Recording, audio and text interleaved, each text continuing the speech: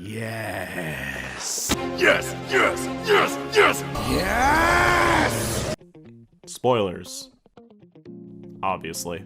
I am by law required to say this video contains swearing and is not suitable for children. Pause for no one to leave. And welcome, everybody! Let's talk about the damn show, The Dragon Prince Season 3, Sarcastic Summary. I loved this season. I really loved this season. But before we do that, let's do a recap of the recap and the other recap. Bouncer Dragon King was killed by Future Bird Harrow and Salty Mage Viren. Mr. Messiah Complex over here steals an egg. Scottish elf assassins show up, killing the king. Evil the whole time Viren is trying to start a war on the elves. He also tells his kids, Team Rocket, to recover... no, what am I saying?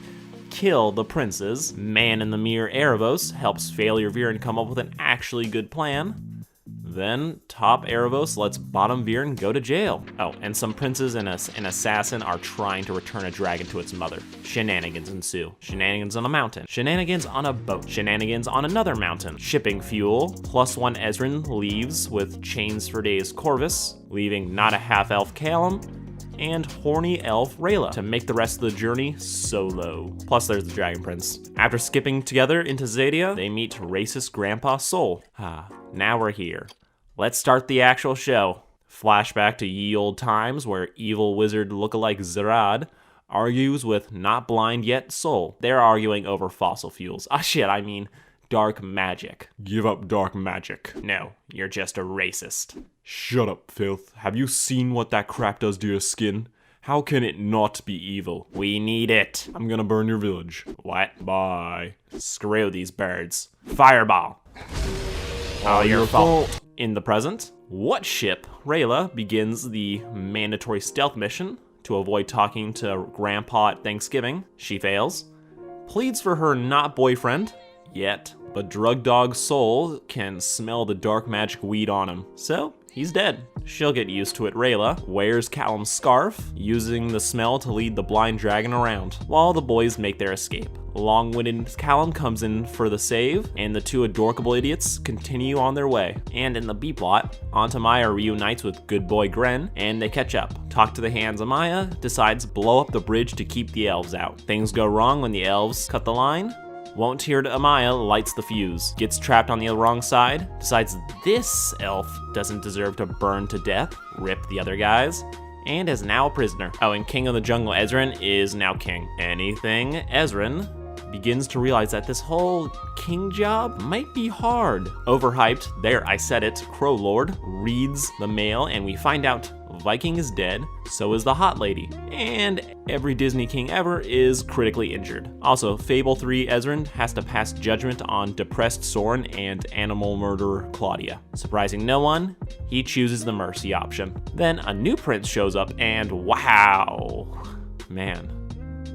This show can't make an unattractive character to save its life, can it? Tall, dark, and handsome Prince Kasef demands that boy King Ezrin join him in attacking the elves. What about no? You tiny little revenge something something. Your mom's a whore. Just say the word. In the dungeon, can't get out of bed Viren had to be told to put his face on by please be my daddy Erebos. Team Rocket shows up, rethinking his life Soren and daddy's girl Claudia asks their dick dad, what the hell? Gaslighting Viren calls his son an idiot, denies it, Claudia buys it, and Soren wants none of it. Once they're alone, party foul Erebos shoots some white stuff into Viren's eye, so now they can face chat. Back in Zadia, Raylan decides to have the equivalent of elvish speed dating. Hike in the woods, out of his league Callum geeks out. They smell flowers together, they play pranks. In her own league Rayla takes them climbing. They go on rides, powered by more shipping fuel. Callum meets Rayla's friends. I want one. Dork Callum has a blast while Dork lover Rayla watches. Earthblood Callum engages in some elf cosplay, but can't pull off the accent. After a long day of play, Rayla takes her boy back to her place. But it's invisible, and it can only be revealed by the magic of dance. Hey, calm down. If we go crazy at every Rayla moment, we're gonna be here all day. Once they get in, They start planning to go to a bakery, and things don't go swimmingly because everyone has no face. Turns out some magical flowers float on a lake and sink when the person they're connected to dies. All the flowers except for main girl Rayla's have sunk. So, instead of assuming she's the sole survivor, they immediately assume she was a coward, ran away, let's change the house keys on her. Emotional support Callum tells Rayla not to give up. She then gives up, when it turns out her gay uncle Ithari also thinks she bailed. And look, they can name a gay character in this show. So it's only a matter of time before they kill him. Runan's man Ithari sees Rayla by looking in a reflection. Angry teen Rayla yells a bit before leaving the house with her friend. Not like this, Ithari undoes the spell to talk with Rayla. They make up. After meeting human Callum, woke Uncle Ithari decides not to freak out about why there's a human in Zadia, but just plays along. He gives them some rides and wishes them the best, but then ruins the mood by creating artificial tension, saying that the Dragon Queen is dying of sadness. Because that's how women deal with grief in fiction. Men just rage out and go on suicidal quests for revenge. But women, they get sad and die. Bullshit. Ithari sadly thinks about his lost love, gazing into the pond and look harder, dude, come on.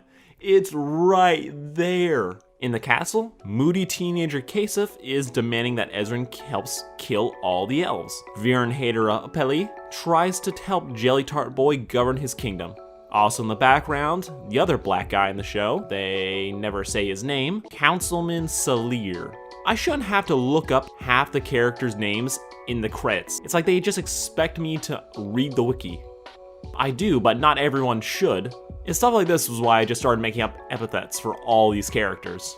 Okay, so Shady Councilman Advisor number 2 introduces Kasif to Please Don't Let This Be Jizz Viren. They plot together. Quarterback Kasif tells Weird Hair Ezrin that he either joins with them or the other kingdoms will attack. After some soul searching, wise man Ezrin abdicates. Shawshank Viren walks out a free man and kicks a child while he's down. Gonna be King Viren takes the throne. Viren Contrarian Apeli tries to shut him down, but he claps back with a hot cup of shut up. Finally, King, saltiest of mages Viren, decides to lead the united army to Zadia. But thanks to Ezrin, anyone who wants to leave now has a chance to do it. No repercussions, except you have to wear a badge that basically is supposed to label you a bitch. But it really just reads, not an idiot. Puppy kicker no longer, Soren frees thug life Ezrin, hiding him in a bale of hay, which glows because of bait. Luckily the guards are all high, thanks to Viren legalizing drugs. I mean, I assume. How else do they explain this? What attempted murder? Soren leaves Ezrin with his friends, Nanny Opeli, bodyguard Corvus, and everyone's favorite hippie aunt, Lujan. High at Thanksgiving, Lujan gives Ezrin her ride, deciding to walk home. She transforms into a UC Berkeley professor and walks home. On the way, finding ex-husband number 4. Over by the romantic comedy part of the story, Beat the Heat Amaya is interrogated by Sun Elf Janai and unnamed non-binary interpreter. My name was in the credits? Fuck that. Your hand signs. Stick it up your ass Amaya tells Janai to, you know.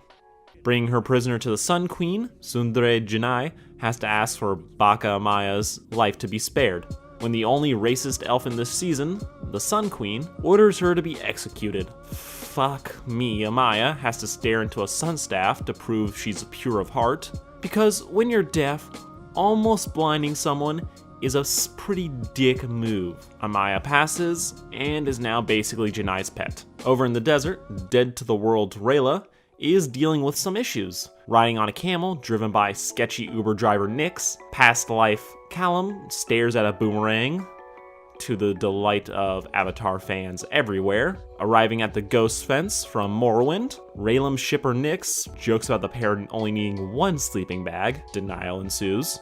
Later in the night, Rayla leaves to cry about how everything is going wrong in her life. Her rock, Callum, tells her to shut up. And every person in the fandom leans in because his next few words decide whether he lives or dies. Telenovela Callum tells her that she's too amazing to say those horrible things about herself. She's smart, beautiful, confident, super funny. And suck it, Claudium, we win!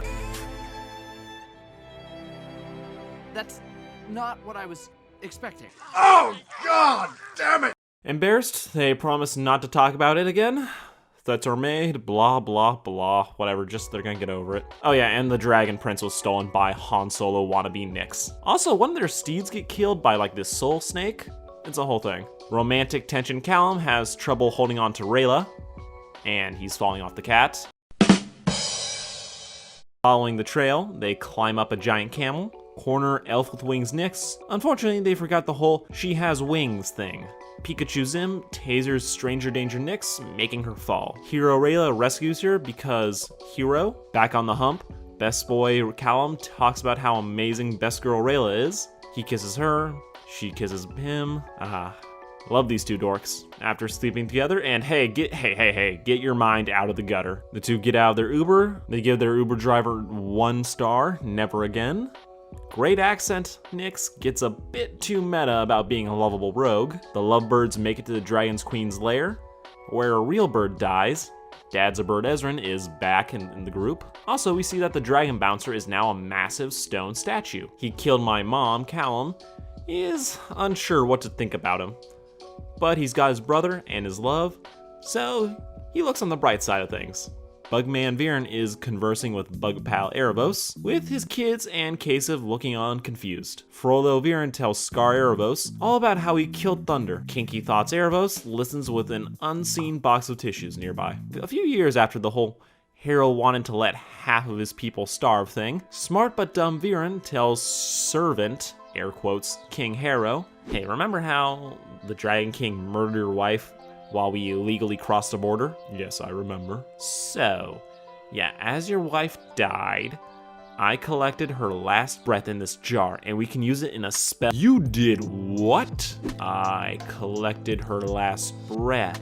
You could have given her first aid. You could have held her hand while she passed. But instead, you put a bug jar over her mouth? Look, I know this sounds bad, but I have a spell that can kill the Dragon King. I spent years looking for a unicorn horn, but could never find it. But it turns out my daughter found one and was hiding it in her nightstand. So just bleed on it and we can kill him. I don't know. The Dragon King said you wouldn't. I hate that guy. Give it here.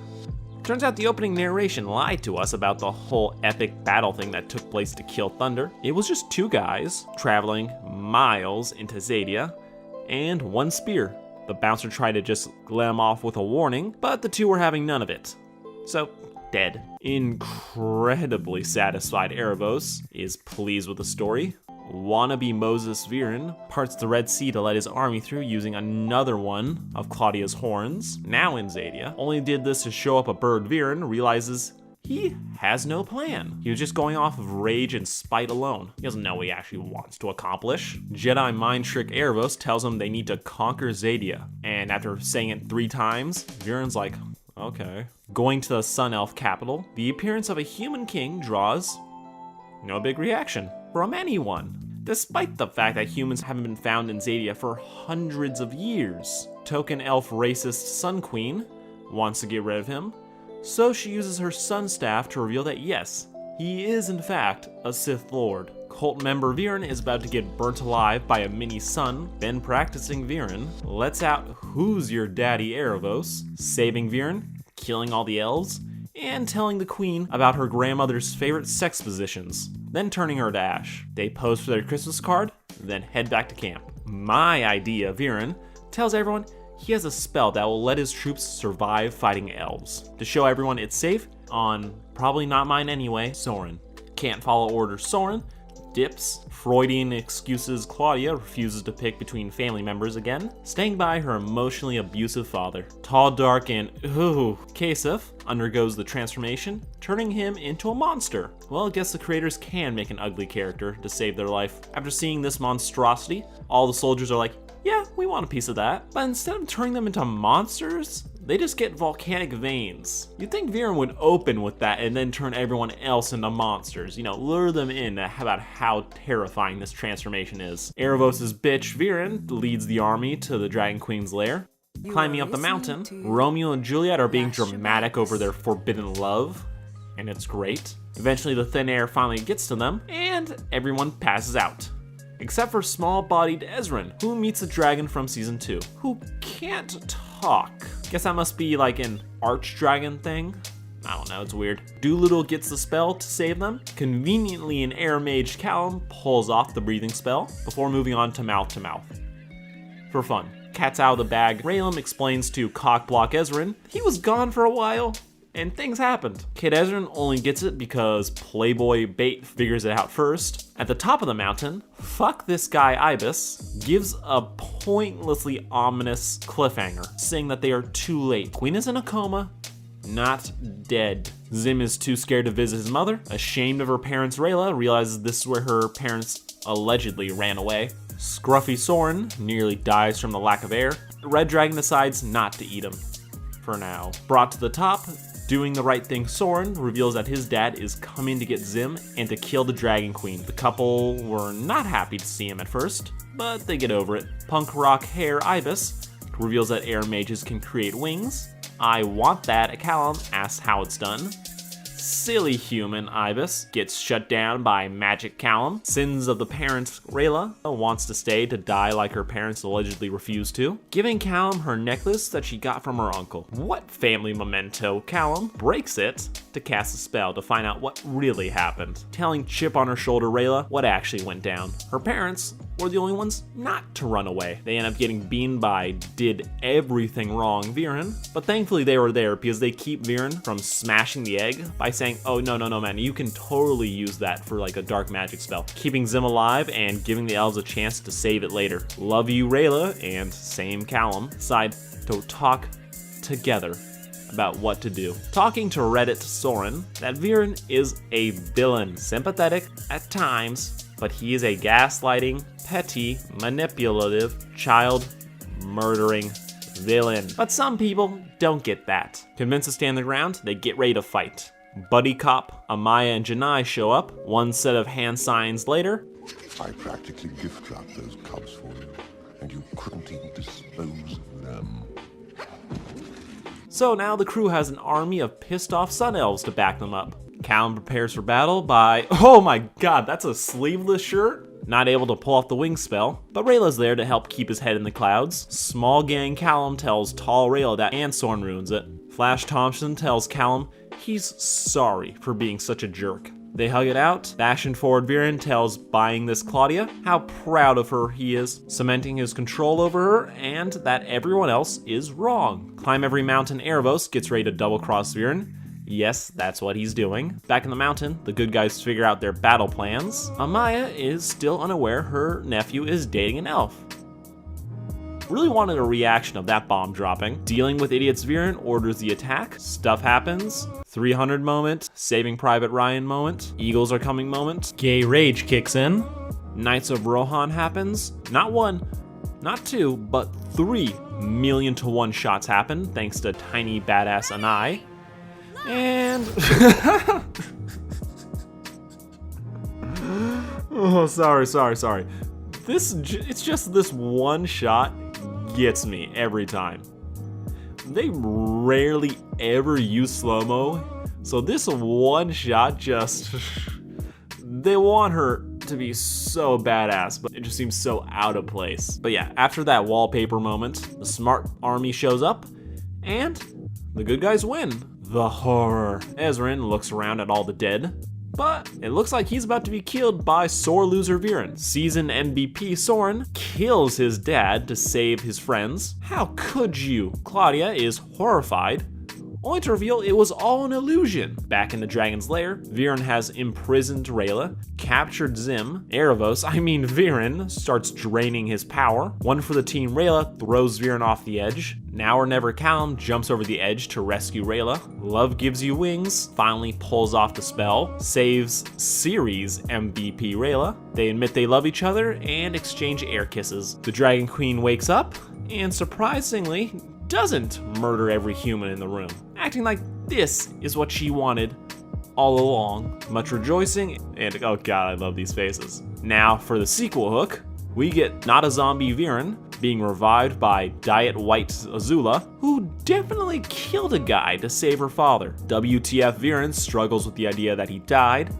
Angry stepchild Claudia reveals that the caterpillar has spun an ominous cocoon. And we cut off there. So ends this season, and so ends this sarcastic summary. Thank you all for sticking around to the end. It was a blast making this video. Wasn't initially even gonna make this, but I just had so many people in the comment section of the last one just like asking for it, so I was like, oh no, I have to do it. I have to deliver on season 3. I loved it. Loved this season. Loved making these videos, so if you guys want to help me out, want me to make more stuff, yell at me in the comment section what you want me to do next. And if you would also be so kind, like, share, and subscribe. Even dislike it, doesn't really matter. Just do whatever you can, and I wish you all a wonderful day.